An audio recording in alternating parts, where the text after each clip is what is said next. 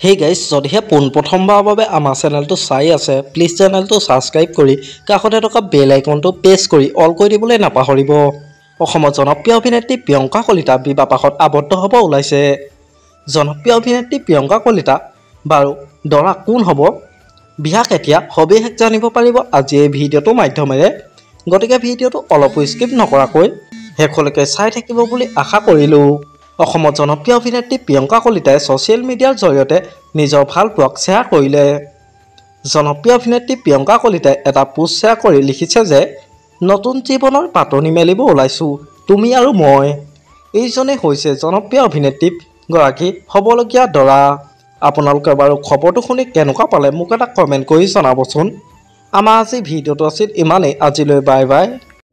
মৰম খানি দিম তোমাৰে দেহত সপোনত আঁকি দিম প্ৰতি পদকত ইয়াৰে কোণত